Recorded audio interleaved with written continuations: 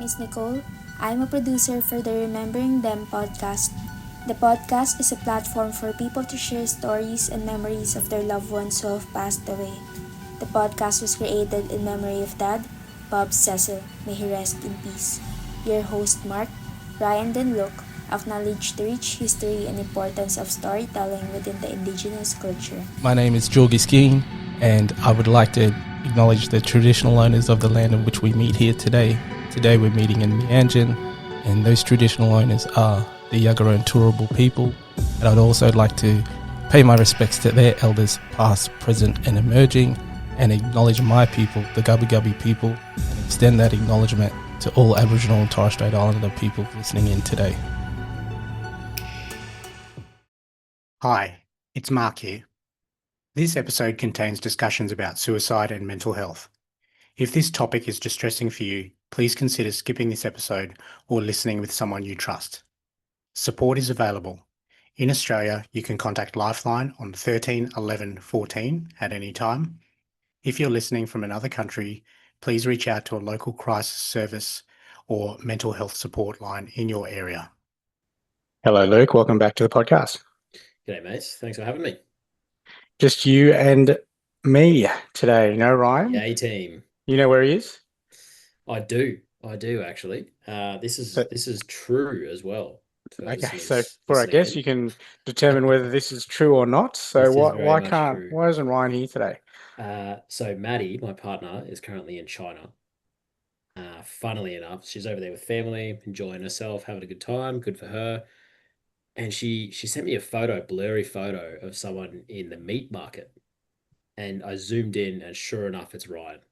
And he's in the over meat there. market. He's at the meat market, exotic meat market. He's actually vegetarian. So what's he doing there? Well, that's the thing. So his excuse why he's not here, he told us he's got COVID. So I'm putting two and two together. I'm pretty sure he's over there and he's eating something he's not supposed to eat.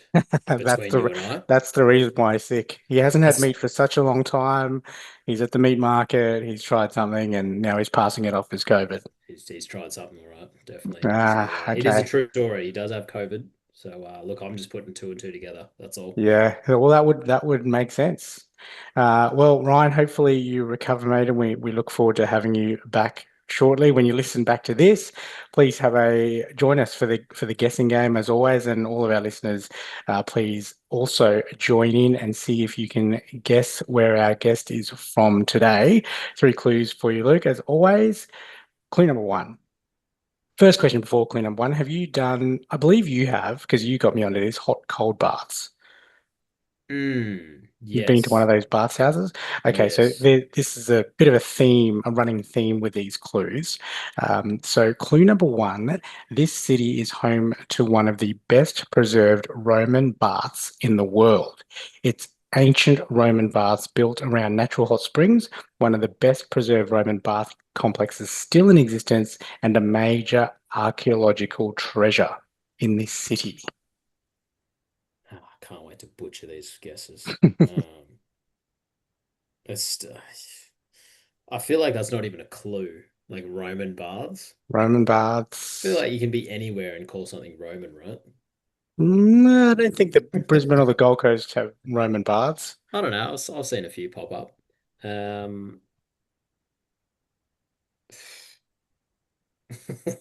not going to be anywhere super obvious if you're given the clues. Man,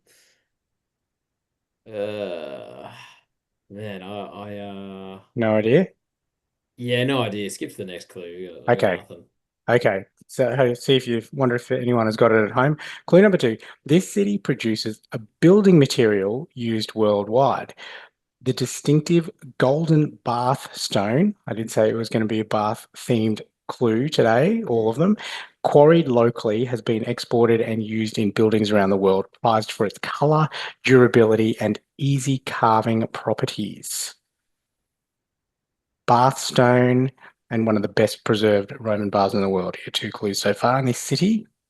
Are we actually in the country that I'm thinking of? I'm still just not 100% sure with your clues because they're ridiculous. I don't even know the capital of this country. I can only think of Sicily. Not Sicily. That was my No. guess. No? That was my Well, guess. we'll move it. You've verbalised it now. So clue number 3, third and final. This city is the only place in the UK with naturally occurring hot springs, and people have travelled there for healing since Celtic times, long before the Romans arrived. I was thinking UK. I just didn't want to seem like an idiot. And then I Hmm. realized that I'm an idiot because I can't even name the bloody capital of of Italy. Okay. UK, Celtic. There's a lot of Celtic lore. Further north? Uh, I don't even know cities in the UK, to be honest. Like, I know soccer teams, and that's about as far as Hmm. it goes with cities. Far north, Lancaster. Not in Lancaster. We are actually, I've given you a bit of a run around here. Oh, really? We're actually in Bath in the UK. So Bath is a charming English city nestled in the rolling hills of the Somerset, offering a unique blend of small town warmth and refined cultural experiences. Its thriving art scene, boutique shops, and tranquil riverside walks make it a beloved destination for visitors seeking both relaxation and inspiration. Today's guest works in the wonderfully niche world of dental policy and loves it. She's currently house sharing in London, soon to settle into a new place in her beloved Tooting, after a short stay with a family in Bath. With a long distance boyfriend in Leeds, close knit family, and a vibrant social circle, she juggles it all with energy and gratitude. Outgoing and active, she enjoys reading, running, swimming, and gym sessions. And while not everyone remembers, she does in fact hold 2 degrees in political science. So, our guest today from Bath/London in the UK is Madeline Eastwood.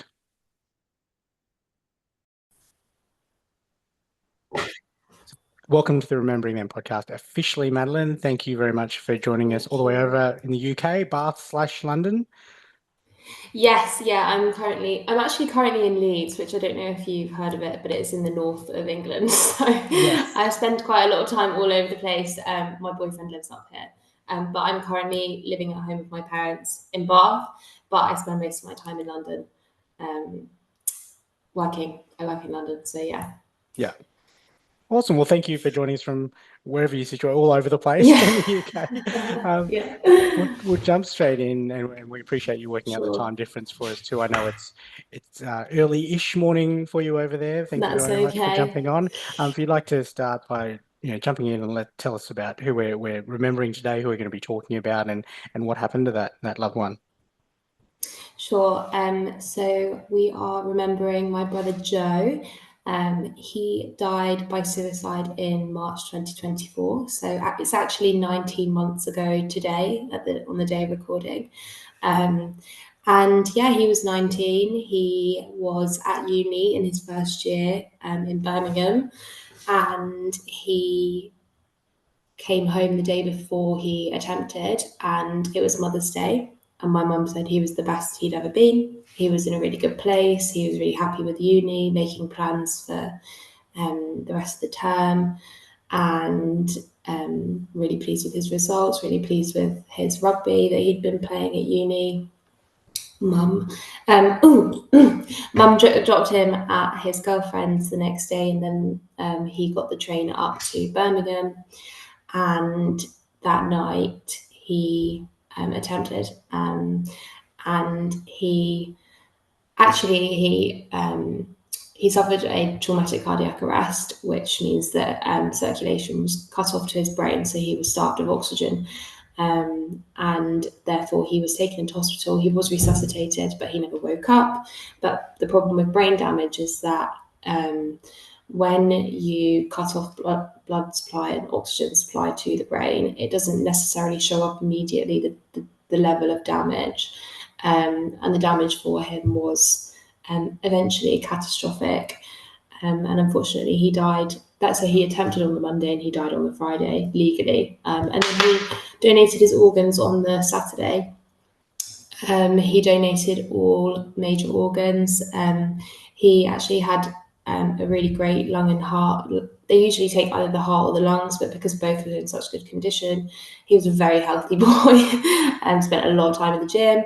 But because his lungs and heart were in such good condition, both of them could be donated. His liver was donated, saved a person's life. They were airlifted out of Birmingham. And yeah, so that was all possibly like the worst week anyone could ever imagine. It felt a bit like living in a dystopian world, but we've never wanted Joe to be kind of defined by what he did that day, mainly because we don't necessarily feel that his death was intentional. We think that it was more on the side of kind of a reactionary cry for help type situation, just not knowing, which is actually quite common for men. As you may know, men aren't really taught how to deal with their emotions, and we think that he possibly just didn't know what to do with the emotions that he was feeling at that moment in time. So it's difficult, especially with suicide bereavement, but he was just a vibrant, ever since he was a baby, like just so vibrant. I mean, sometimes it did manifest itself in, he had just the loudest scream ever as a child. And we would just give him, he was the youngest of three, so we would give him anything he wanted just to stop him from having a tantrum. And yeah, he was 5 years younger than me, so there was quite a big difference between us, but we were also very similar in a lot of ways. We have a middle brother, Sam, and he is the calm, collected, cool one, and Joe and I are the emotional, slightly erratic, very outgoing. He was probably more aloof than me, but I think that's quite typical of teenage boys. And yeah, like he was just hilarious, very easygoing. At home, he would just come up with the most random of stuff. He used to call my grandma's Fiat Panda a poo on wheels. He and his cousin were like best friends of our cousin, and they used to call themselves the Poo Poo Boys. I don't know really what the obsession with poo was, but that's what he would come out with. And he was just hilarious and just had such a quick wit and could always make us laugh. And he also really had a sensitive side where he just knew what you needed. When you needed a hug, he knew what you needed. Especially for me, he wasn't one to hand out, like he wouldn't tell me he loved me very often. I'd say, "Love you, Joe," and he'd say, "Fuck off," or whatever. Sorry. And I'd be like, "Oh, okay, great." But he would know when I actually did need him to say it back, which I think was quite special and intuitive about him. But yeah, I mean, it's a devastating loss for the universe, in my opinion. Obviously, I'm biased, but it is strange because we never really knew what Joe would do with his life. I think that my other brother is a teacher, and we always knew that he would be brilliant as a teacher. My mum always said that I would move to London and do what I needed to do to get ahead there, which in some respects I'm doing. But we could never foresee what Joe would do with his life. And I think that maybe that, sometimes it's quite hard not to see that coming into and filtering into like your view of what happened to him. Like, was he ever meant to live that long? But then that just feels cruel. And I am waffling on, so sorry for that. But I think that when you suffer such a traumatic loss, to be honest, any loss before, I would say, like, your life is coming to a natural end.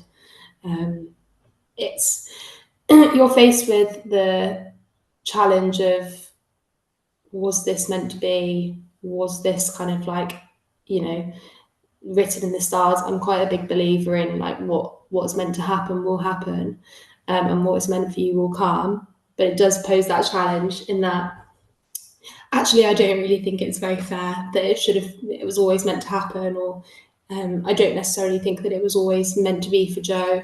But yeah, it's a difficult one. But above all, he was brilliant, and I loved him very, very, very. I still do love him very much, and yeah, miss him every day. So, were there a number of things, Madeline, at the time that was building up and maybe led to that confusion of emotions or uncertainty and led him to attempt? Yeah, so I mean, not yet, but like I get what you're saying, and I think that it's difficult when you're talking and it's a very common question, like were there any signs? And a part of you wants to be like yes, because then you can explain what happened, and then another part of you wants to be like no, because how could we have possibly missed that he was going to do something like this? I think that with Joe, we always knew that he had very acute emotional episodes, whereas I have had like mental illness, depression, anxiety for quite a prolonged period of my life, but I've never had such acute emotional episodes where I've made any serious attempts on my life or have wanted to make any serious attempts on my life. Whereas Joe didn't really have a prolonged history of mental illness. He saw CAMS, which is our children and young people mental health service in the UK, which is actually very underfunded, and I guess it's the same story with mental health everywhere. It's just young people don't get the help that they need. But other than that, like, he'd been great for a few years. I think that what he maybe didn't ever learn, and I don't think many young people learn, is how to have a healthy relationship. And we hold no negative feelings. In fact, my mum and his girlfriend at the time were very, very close. I'm good friends with her as well still. We feel very protective of her. But I don't think there is any getting away from the fact that their relationship wasn't the most healthy. And he hadn't had any relationships that were particularly healthy in his life with girls.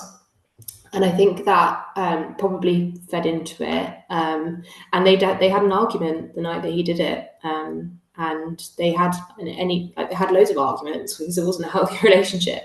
But they had an argument that night. He had been drinking, and for some reason a switch happened, and he was no longer in the self-preserving part of his brain, which is, really tragic and really unfair. But he'd spoken to my mum an hour earlier, and he was upset, but there were no warning signs. I think that it was possibly I think he didn't expect to die. I think he expected to maybe go into hospital or something, and then everyone would just leave him alone, and he might get the help with like the relationships. I think he also felt a bit maybe trapped. He loved her. He didn't know how to walk away. So that was the other option in his head. Not that it's a choice, but yeah. So no, to answer your question in a very long-winded way,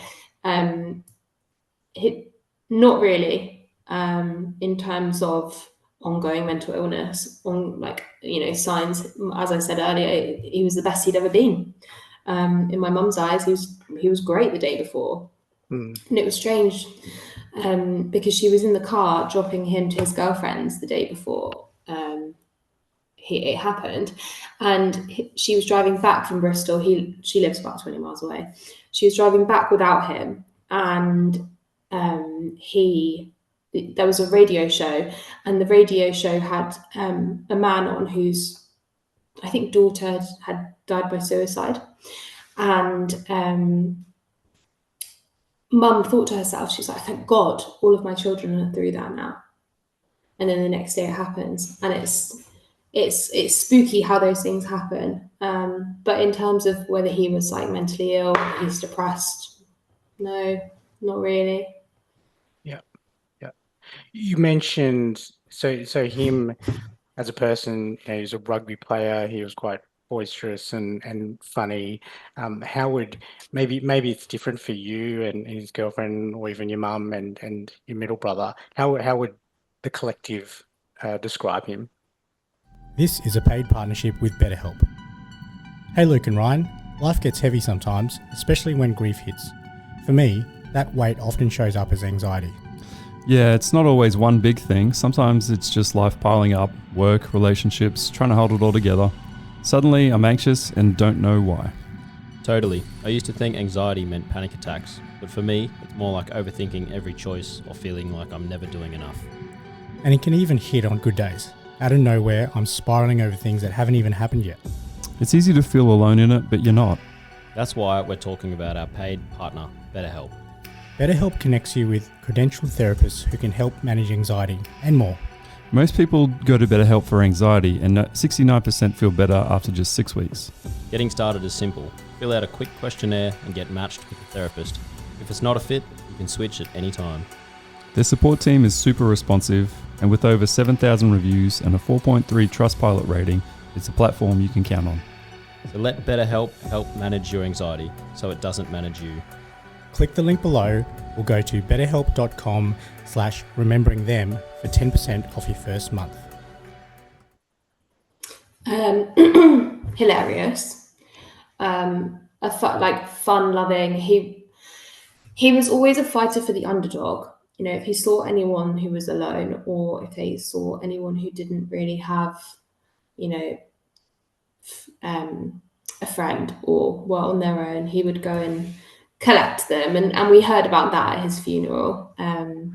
He was just a really, really great friend to many people. That's one thing we do hear about. He's had friends since primary school, and I have maybe one friend since primary school, but I've never known someone have such good ongoing friends since primary school. He was kind, generous, he was just brilliant. He was brilliant, and it's hard because I think that my relationship with him was more separate than others.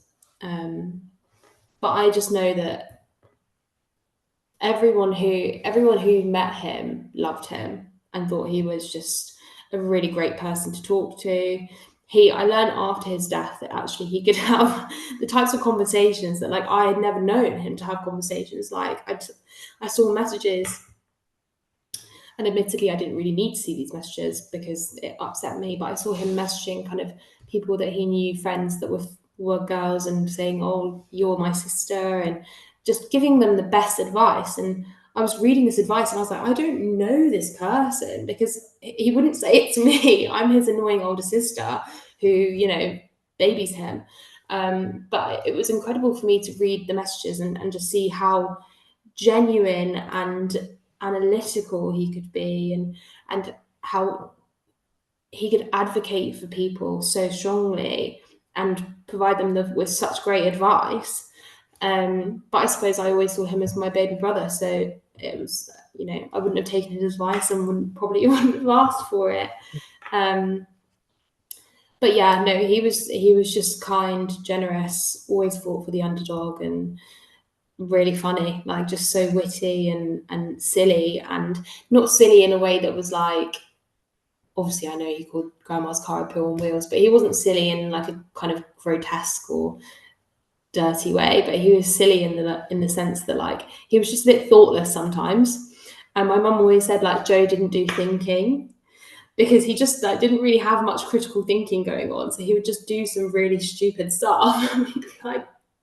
And obviously then he does what he does, and that's what feeds into our approach. That's kind of, you know, we don't really think he intended to die because Joe didn't do thinking, and he just didn't think of the consequences. And unfortunately, he didn't know, he couldn't separate the things that he could probably get away with not thinking about the consequences of, and the things that he definitely needed to think about the consequences of.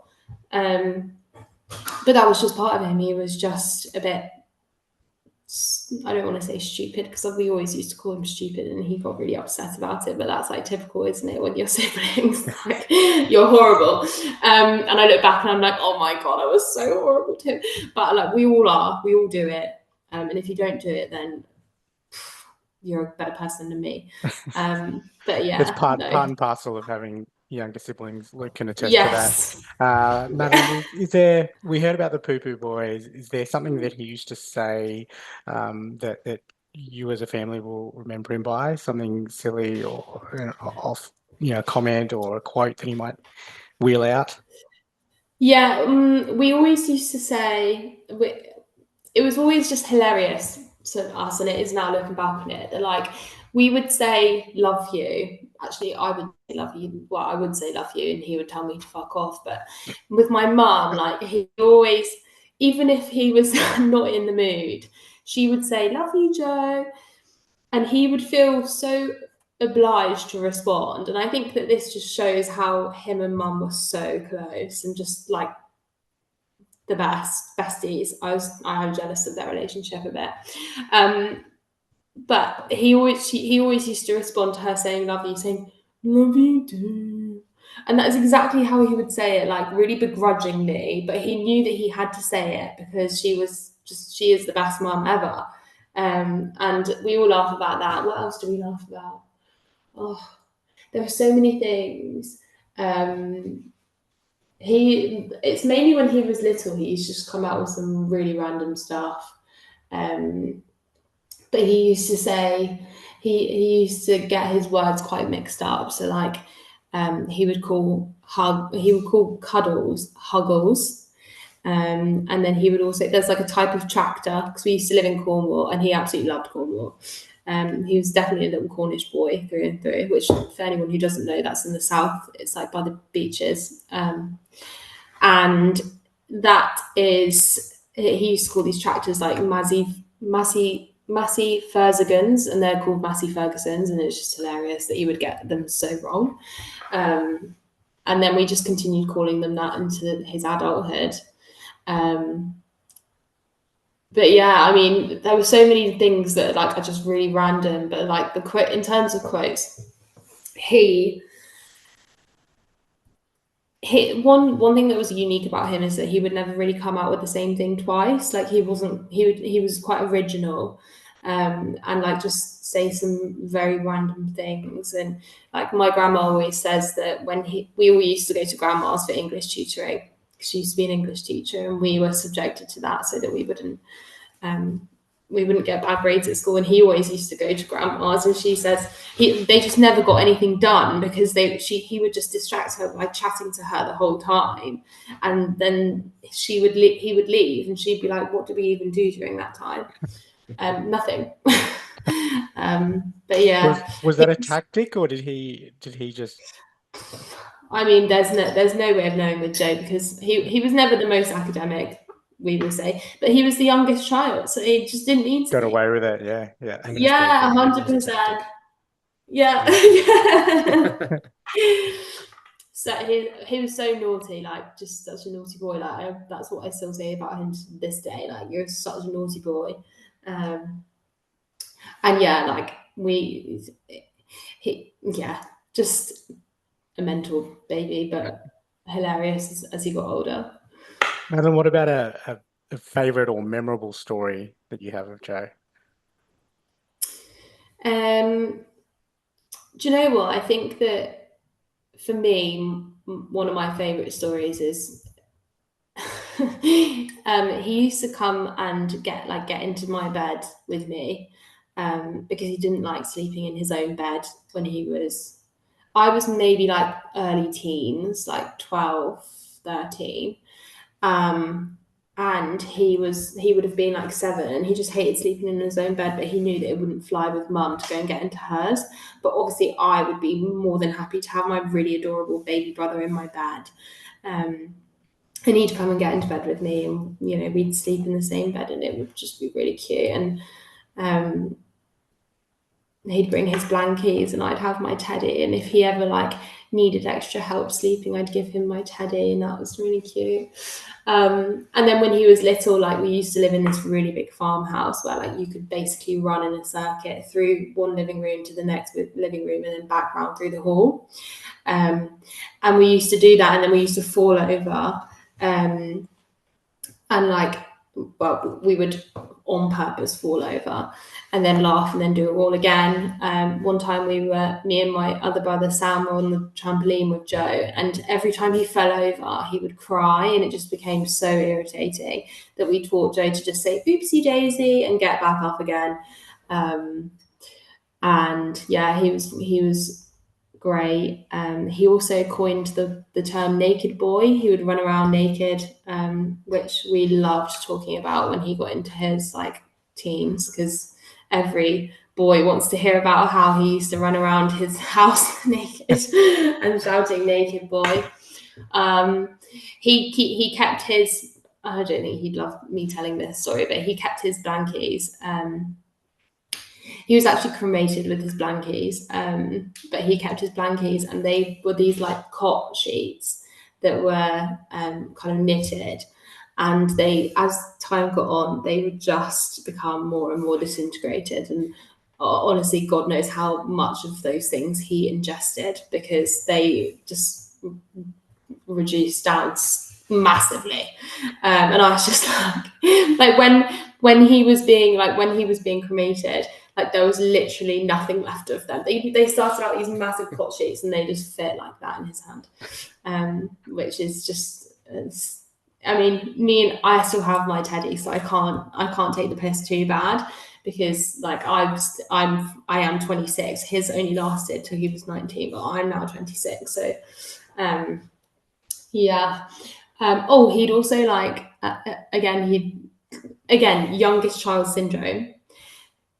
He brought girls back. Like one time my mum walked into his room and there was a girl in his bed, and like this story blew my mind when I heard about it, because if I had done that, or if to be fair, even if I think for me as the only girl, it was definitely more egregious if I brought someone back and mum walked in to find that, and the oldest. But if my other brother done that, my mum would have also gone mental. But Joe's got away with it. Like, the boy got away with so much. Like, he got so many lifts, and I'm like, this is so minor, but he got so many lifts to Bristol, which is 20 miles away. I couldn't even get a lift into town sometimes, which was maybe like a 10-minute drive. Honestly, like, incredible. But do you mean as in your mum would drive him all that way? Yeah. To Bristol, and you couldn't get a 10-minute ride into town? No. Yeah. No. Literally never. You got feet. You got feet, Madeline. You'll be fine. Well, that's what she said. Yeah. You've got money for the bus. I don't want to get the bus, Mum. It's quicker if you just take me. But no, there's trains to Bristol. It takes about 15 minutes. But yeah, like, and a nice story is he loved like physical challenges. Like, I like physical challenges, but he was way more into it. And at his school, they do this thing called the Centurion Challenge, and it's basically where you walk 100 miles in 24 hours or something like that. It might not be 20, it might be 48, but I think it is 24. So they walk 100 miles in 24 hours, which is obviously quite grueling when you're 15, 16 years old. Yeah, sorry, they were in school and they did this? Yeah. Crazy. Yeah. Wow. Yeah, it is pretty mental. He went to the boys' school, and it's like this like law that they have to do the Centurion, and then they get a special tie if they do that. We didn't go to private schools, by the way. We're not like poshos. We went to state schools, but in Bath they're quite posh at state schools. But so he did this Centurion challenge, and he found it really difficult. And then my stepdad, who was in the Army Reserves and does a lot with the cadets now, like, just went and walked with Joe for ages, and they were just in silence because he was really upset, didn't want to do it anymore, and they just walked together. Richard got a few other people to come along with them, and eventually Joe kind of got back into the swing of it, and he finished. And when he finished, he just threw his arms around Mum and cried, and he was a very emotional boy, which, you know, I advocate for, and I think he would as well. So I don't mind saying that, but he would be so determined, but it wouldn't be without like showing that it was actually a challenge. And, you know, he wouldn't always just put on a brave face. He was very kind of happy to express his feelings, and just incredible that he did the Centurion Challenge, really, because it was great. And did you do the Duke of Edinburgh? It's like this award where you do some mad expeditions in like the hills and mountains of England and Wales and Scotland. And he did that. And then there's like 10 tours, which is like in Dartmoor, which is again in the south, but you basically like have to do a race across all of these mountains and stuff. And like, he was just up for it. He actually lived for this stuff. And I'm like, I look back on it, and I did do DAB, which I was quite proud of, but like 10 tours is hardcore, and he again was doing it at like 15. Like, ooh, mental.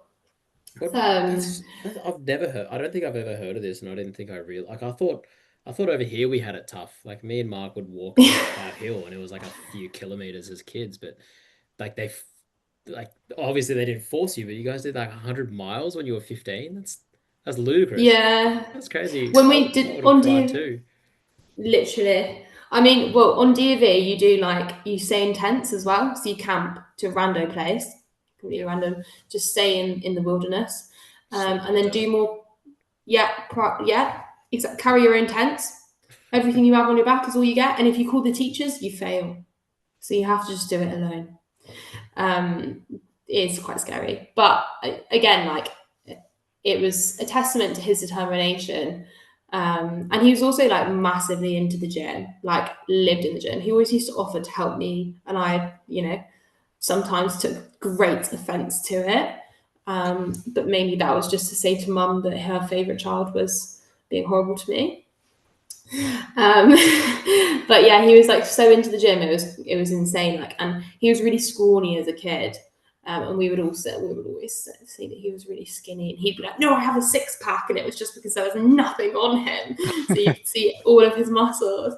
But then he got really, like, he went to the gym, and naturally, like, didn't take steroids, but got really like strong, buff. That's when I realized that when he was like threatening to kill me, like, I thought it was a joke, but I couldn't be too sure.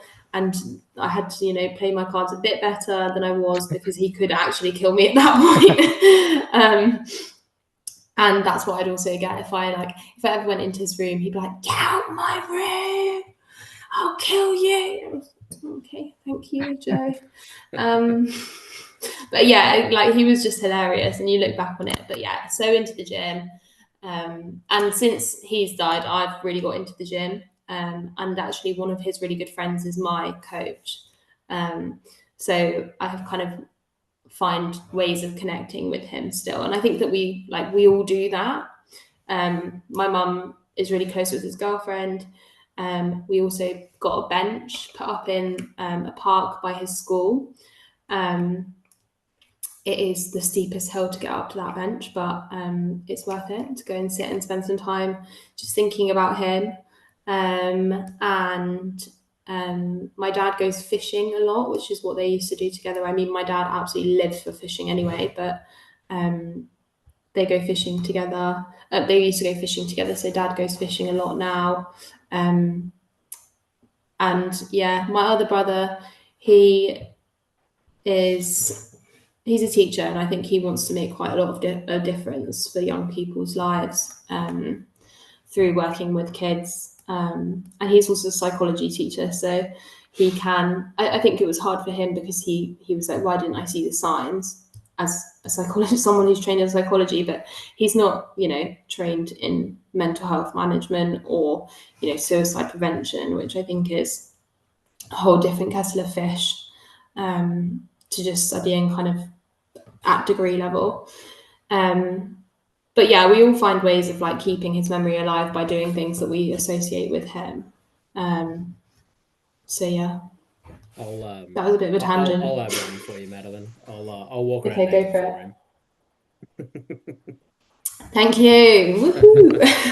To be honest, that's probably the one that he'd be so most proud of. Yeah, I love the nudity. It's great. Get out there. Yeah. He was like a 5-year-old though. Yeah. Oh yeah. Me too. Yeah.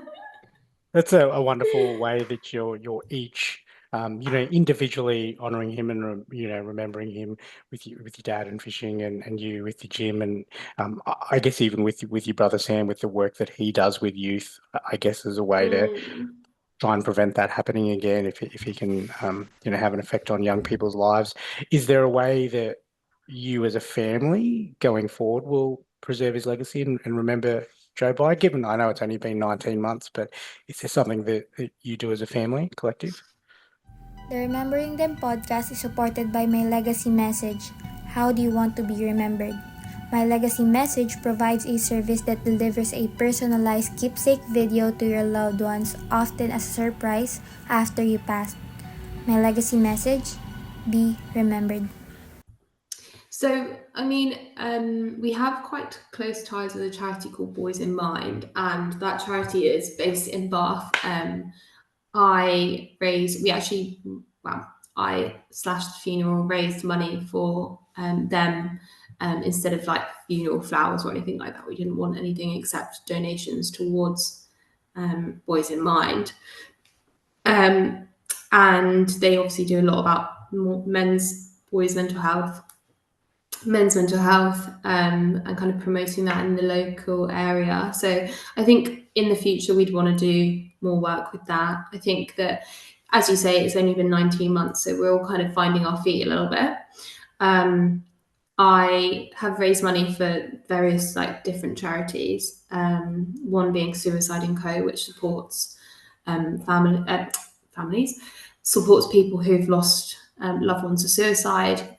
That's not just family members, but it could be friends as well, or partners or whatever. I also am currently raising money for West Central London Mind, which is actually the group that puts on my suicide bereavement support group. They're brilliant. They do a lot in London for suicide pre and postvention, which is really important work, especially in London. People definitely feel very alone, and I think that not to get political, but the kind of living standard in the UK, or at least in London, for a lot of people is quite difficult. It's very expensive to live in London at the moment, hence why I'm doing 6 weeks at my parents' house. But I think, I will continue to kind of share his work. I do a lot of it on my own Instagram, and kind of promote talking about grief and talking about suicide and having those conversations that are actually quite challenging to have. And put a large glass of wine in me and I will be telling everyone everything about him, because I think that it's important for people to hear how horrendous it is to lose someone to suicide, but also to hear that actually, like, I've been there myself, and I can understand those feelings where you don't feel like things are going to get better, but they are going to get better. And just because you're having a shit time doesn't mean it's a shit life.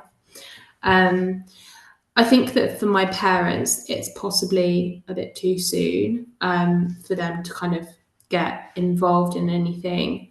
I think that they're not together, but they deal with their grief, as we all do, particularly when you lose someone to suicide. Like the way you grieve someone, and to be honest, it's however everyone grieves. You guys will know this, but everyone grieves in their own way, and there is no way, there's no two ways of grieving that's the same, and therefore we all have grieved incredibly differently. I do it very outwardly and share it a lot. My brother is the complete opposite, which is completely fair enough to him. He prefers to kind of keep it within him, and his girlfriend has been amazing. His fiance now actually has been incredible.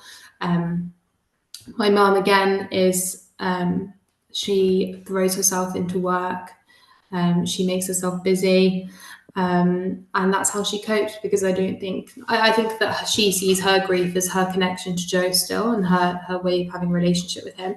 So I think that that's where she is with her grief, and my dad is where he is with his grief, which is, he's coming around to the idea of sharing a bit more and being a bit more open.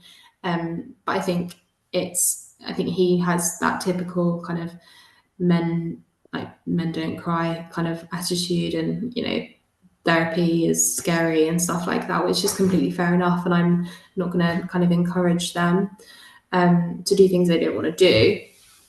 But yeah, I've slammed myself through a lot of therapy, because I think I feel really determined that his legacy isn't that 4 people's lives are inevitably shit forever. So yeah, we want to do more work, and I think that we will do more work. But I think when at the beginning, when it first happens, you're like, right, what can I do to make sure this doesn't happen to anyone else? And I'm going to be this like pillar of suicide prevention, and I'm going to do so much. But actually, I think that when kind of like the grief, the immediate shock and grief and like urge to act subsides, and you're left with that grief, it takes a bit longer to get okay with the idea of making kind of a pronounced or putting a lot of effort into something that isn't just kind of getting through the grief that you're dealing with at the time. But that's not to say that it won't happen. And there are some people out there who are doing some like incredible things in this space, like Ben West. He lost his brother, I think it's 8 or 9 years ago, and he's doing some incredible things. That's working with the government and putting things in place for young people and trying to change the law. So I think, in the future we'll get there. If my platform continues to grow, then hopefully I'll be able to make more of a difference. And I do feel like that is part of my purpose now. But for now we're just taking it as it comes and preparing for Christmas, because obviously Christmas, when you're grieving, you guys again will know this, it's quite a difficult time, and you don't really know what to do with yourself or do to celebrate. I mean, if my mum had it her way, she wouldn't celebrate it, because why would you want to when your baby's not here? But we get through it, and his second anniversary obviously is in March, so 5 months time now, which is just incredible. Not incredible in a good way, obviously, but incredible that we've made it this far, right? But just getting through at the moment, I think. Started to talk about it a little bit there, Madeline, around encouraging people when they're ready, but in terms of advice, advice that you would give to someone like Joe that maybe may or may not have the intention to harm, like someone in that space, if you have advice for someone that is thinking along those lines or whatever it might be, and then also for someone like yourself, post losing someone to suicide, what advice would you have for people in your position? Yeah, so I think for people in Joe's position, if you are having a rubbish time, I mean, I don't want to speak too much for people who are experiencing mental illness, because I know that is that's the other side of it to what we've experienced, and there is, albeit hard to access, there is help out there.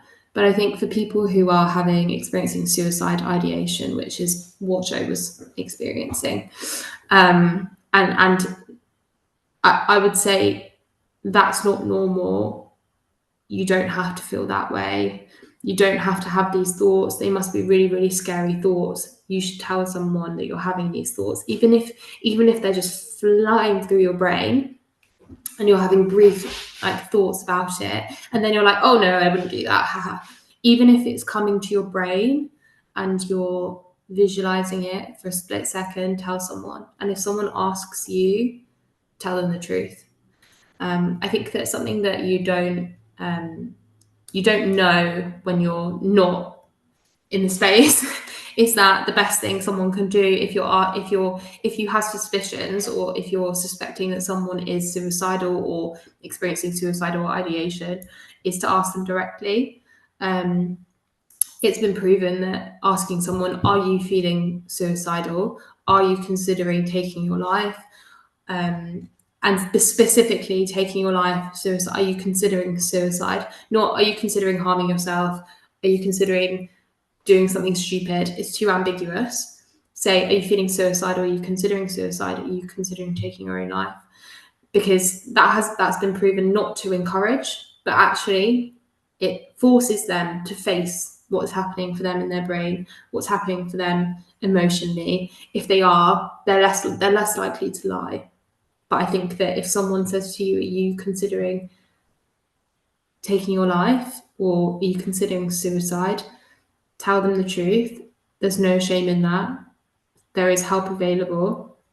There are some really brilliant helplines out there. I'm sure Australia has them. I'm sure I know that America does. The UK obviously has Samaritans. There are other crisis lines as well. Papyrus is one for young people, and they have a 24-hour hope line. But I think that is just tell someone so that someone can act, someone can help, someone can speak to your parents or your loved ones, your partner. Just tell someone. No one will let you feel alone in that if you just say it. But I know that is very difficult. And then for someone who's in my position, I think that sadly someone becomes someone comes into my position every 30 seconds or something like that. And people are continuing to take their lives, and unfortunately it will touch a lot of people. But I think that something that I live by is that I've said it before, but just because you're having a shit time, and I know that losing someone to suicide isn't just a shit time, it's like a catastrophic, dystopian nightmare, but it doesn't mean that it's going to be like that forever. And there will be joy, there will be happiness, there will be laughter. You will feel some semblance of hope again. It may mean that, you always have them in the back of your mind and you always love this person and you always feel their loss, but it doesn't mean that your life is over now. And I think that is certainly what I felt at the beginning. I felt that my life was inevitably going to be shit from that point onward. It would just be the worst. I felt, not that I felt suicidal myself, but I definitely felt that great, now my life's going to be crap forever. And that's not the case. I've probably lived more after his death than I had before he died, because I have such a I have such clarity in the opportunities that you get in life. We get one shot at this, and we get the opportunity to live not only for ourselves, but for our loved ones who are no longer here as well. And I just think just try to see the hope, try to see the opportunities, try to see that there is beauty in life still. And at some point, hopefully that beauty may become clearer for you because you know what's at stake now. But then also practical advice, there's so much support out there. There's so many charities. In the UK, local authorities usually contract out suicide support. So there will generally in every place in the UK be a charity that's providing suicide bereavement support, whether that's counselling, peer support groups. Peer support groups are the best. Get yourself to one of those as soon as possible. A lot of charities say, don't do therapy until 6 months after, but get yourself to a grief support group, because there will be people that will just carry you, and they have carried me. And sometimes I've had to carry them because it's ongoing. But yeah, get yourself to a grief support group, reach out to charities for counselling when you're ready. And yeah, be kind to yourself, because it's a hard and long road, and I'm only at the very beginning of it. But I have lived more in the last 19 months than I did in the 24 years before that. Really good advice, Madeline. All of it, everything. It was really, really well spoken out. And I have one final question for you for the main part of the podcast, and be kind to yourself with this answer, because it traditionally is our most difficult question we normally ask guests at the end. But granted, it's only been such a short period of time, 19 months, but if your youngest brother Joe was in front of you today, what would you say to him? Well, first of all, I would say you fucking idiot. Why would you do that? And it's hard because for a long time, and to be fair, probably sometimes still now, for a long time, my main grief symptom wave was anger. I was absolutely livid with him. And I don't think, and sometimes I do still feel really angry with him, but mainly because I'm just so hurt that he's not here anymore. And, my mum hasn't got her baby anymore. But, if he was here, I would say, I love you more than anything, apart from mum, dad, son, and Sam. And my boyfriend, in case he's listening. But I love you. I wish you were here with us. We will miss you very, very much. We hope that you have linked up with Granny and our dog Dusty and Grandma's mum. And yeah, you're an idiot, but we still love you and we would give anything for you to be back with us. But I hope that you are proud of us for where we are now and how far we have come. And feel free to visit Mum when she asks you to come and visit her because she needs that. But yeah, that's probably what I'd say. Oh, and just one more time, you're a fucking idiot. If that wasn't clear, yeah. Yeah. No, thanks for answering that, Madeline. And I think just judging on your relationship throughout this conversation, I think that's an accurate response in terms of what you would say. And it's probably a sibling thing too, to be honest. I'd probably say that to my brothers if I was in that situation too. So You say it every day. yeah, I say it. They're still here and I say it. Yeah. Madeline, thank you very much for giving up your time, and it was No problem. obviously tragic hearing about your brother Joe, but also wonderful hearing about the person that he was, and obviously the impact that he's had on you and the rest of the family. So thank you very much for remembering him Thank today on the you. podcast. Thank you for having me. Great.